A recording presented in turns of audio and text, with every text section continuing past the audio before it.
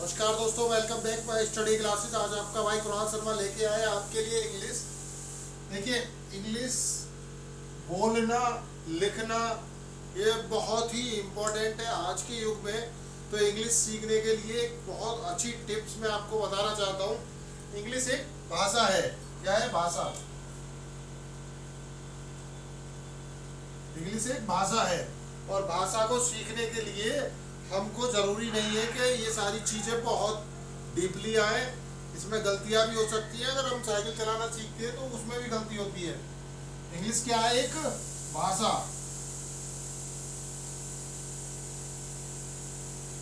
Language. अगर मैं बोलूँ, इसको सीखने के लिए बहुत आसान तरीके हैं, आराम से आप सीख सकते हैं। तो कैसे सीख पाएंगे उसके लिए मैं आपको बता देता हूँ। सबसे पहले उसके क्या क्या होते हैं पॉइंट्स। सबसे पहले होते हैं इसमें काल। काल यानी टेंस। मैं इसमें आपको नहीं उलझाऊंगा। टेंस एक ऐसा है कि अगर आप इसमें उलझ गए तो फिर उलझे हुए रह जाओगे। इसका सिर्फ आपको नॉलेज होना चाहिए, बहुत थोड़ा सा नॉलेज होना चाहिए कि काल कितने प्रकार के होते हैं और किस में क्या यूज किया जाता है, वो भी मैं आपको बताऊंगा। एक होता है शब्दावली।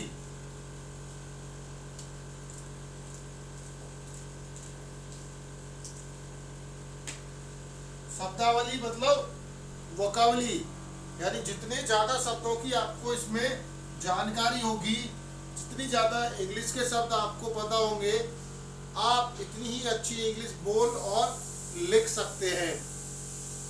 इसके साथ होता है माहौल। माहौल। अगर आपका माहौल यानी कि एटमॉस्फेयर आपका इतना अच्छा है। देखिए, अब ये तीन चीजें हैं, इन तीन चीजों को समझते हैं कि टेंस। टेंस होते हैं आपके तीन प्रकार के।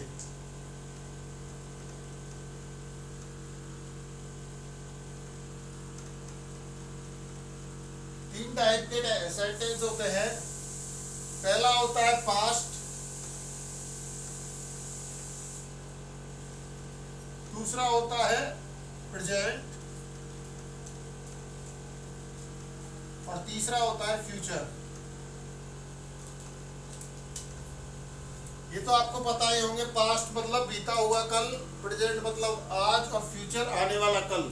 तो इस पे क्या सेंटेंस बनाने होते हैं, यानी कि यहाँ पे जो काम है हो चुका है, ये अभी चल रहा है, ये होने वाला है आने वाले कल में। बात करें शब्दावली की, तो आप डेली 10 वर्ड मीनिंग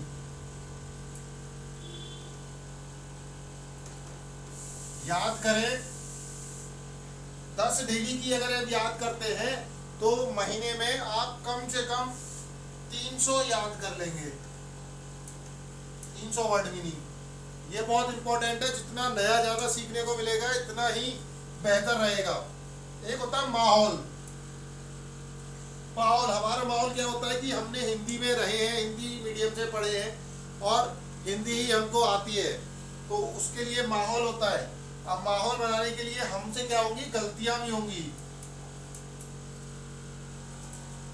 गलतियां भी होंगी तो उनसे ना डरें। अगर आप गलत भी इंग्लिश बोलते हैं तब भी बोले, क्योंकि ये प्रैक्टिस से होती है। एक होता है प्रैक्टिस, अभ्यास।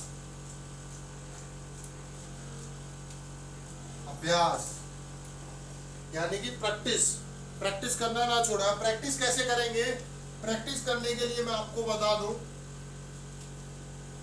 न्यूज़पेपर। न्यूज़पेपर डेली पढ़े। English book.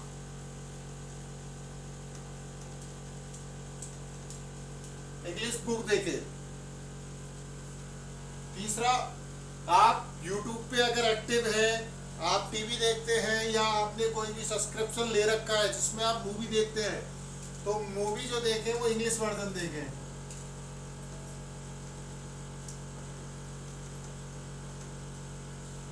इंग्लिश मूवी चाहिए आपको। इससे क्या होगा कि न्यूज़पेपर पढ़ने से आपकी स्पेल मिस्टेक कम हो जाएगी, इंग्लिश बुक पढ़ने से भी आपकी स्पेलिंग मिस्टेक कम हो जाएगी, और वोकैबुलरी यानी कि शब्दावली ये भी आपकी बढ़ जाएगी।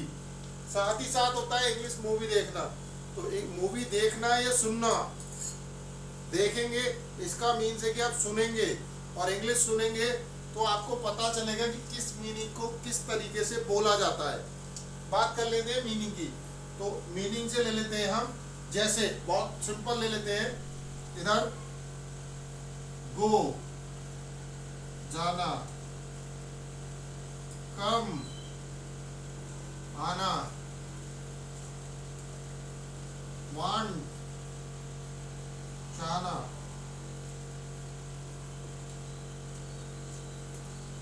गेट पाना,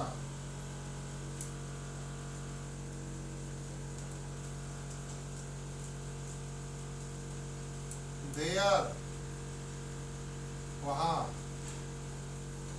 हेयर यहाँ,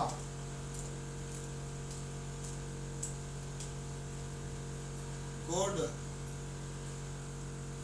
अच्छा, बैड बुरा। इस तरीके से आप जो कि आप डेली यूज में डेली यूज करते हैं वो सब उनकी आप 8 से 10 डेली वर्ड मीनिंग याद करें। रही बात सेंटेंस की, तो इसको सेंटेंस को बनाने के लिए पास्ट में 3 टाइप के होते हैं, एक होता है इंडेफिनिट, एक होता है कंटिन्यूस, और एक होता है परफेक्ट, और एक होता है परफेक्ट कंटिन्यूस। यानी कि ये 3 जो पार्ट दिए हैं, 3 काल दिए हैं, इनको 4-4 भागों में डिवाइड किया है। ओके, 3 नहीं है, 4 भागों में डिवाइड किया है। और कैसे किया है, अगर मैं बोलूं इधर से रफ करके, मैं ये रफ कर देता हूं, मैं डीपली बहुत छोटे से मैं समझा देता हूं कि आपको करना क्या है। सिर्फ इसकी जानकारी होनी बहुत जरूरी है। जानकारी के लिए मैं आपको बताता हूं। बात करते हैं, एक सेंटेंस ले लेते हैं, राम खाना खाता है, ठीक है। Ram takes food. इसमें आपका क्या है, होता है, ये प्रेजेंट का है, प्रेजेंट का वाक्य है जिसमें ता है, ती है आदि शब्द आते हैं, उसको हम प्रेजेंट में बनाते हैं। वो भी उसमें आपका किसमें, प्रेजेंट इंडेफिनिट, जिसमें एस और ईएस का प्रयोग किया जाता है, ठीक है। अगर यही रहता, राम घर जा रहा है, ठीक है, राम गोइंग टू होम। इसमें क्या है, देखिए आईएनजी का प्रयोग हुआ, इसमें आएगा रहा है, रही है, यानी कि वो कार्य चल रहा है। ये आता है प्रेजेंट कंटिन्यूस में। अगर यही वाक्य है, राम कल घर पहुंच जाएगा, इसमें क्या ना जाएगा, ये आपका दिखाएगा फ्यूचर। राम विल बी, कहाँ पहुंच जाएगा, घर, रीच एट होम, कब, टुमारो, ठीक है। इस तरीके से आपको सेंटेंस के बारे में पता होना चाहिए कि प्रेजेंट में क्या यूज करते हैं। और प्रेजेंट के जो 4 पार्ट है, यानी कि इसके भी 4 पार्ट हैं, इनके 4 पार्ट, हर एक काल के 4 पार्टों में डिवाइड किया गया है। तो उनकी सिर्फ नॉलेज होना चाहिए। डेली के आप अगर 8 से 10 वर्ड मीनिंग आप याद करते हैं तो आपको इंग्लिश बोलना बहुत ईजी हो जाएगा।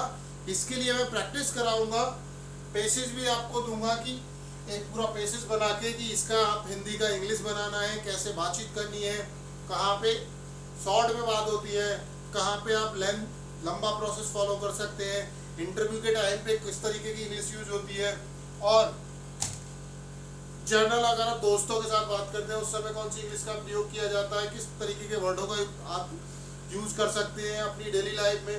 सबसे बेहतर तरीका है इंग्लिश सीखने का कि आप कहीं पे किसी भी इंस्टीट्यूट पे मत जाइए। जो भी काम आप पूरे दिन में करते हैं, शाम को बैठ के उन कामों को हिंदी में आप लिख लो, बोर्ड पे लिख लो, घर पे कॉपी पे लिख लो, और उन कामों को सिर्फ इंग्लिश में आपको ट्रांसलेट करना है। यानी कि मैं सुबह उठा, उठने के बाद वॉशरूम गया, फिर मैं नहाया, फिर मैंने खाना खाया, उसके बाद मैं ऑफिस गया, ऑफिस से मैंने काम किया, ऑफिस में काम करते समय मैंने म्यूजिक भी सुना था, और मैं दोस्तों के साथ मिला, चाय भी पी, फिर मैं घर पे आया, इवनिंग में आके मैंने अभी खाना खाया। ये एक कहानी पूरी अपने ऊपर ले लो और उसके हिसाब से आप इंग्लिश बोल सकते हैं। ओके दोस्तों, जय हिंद।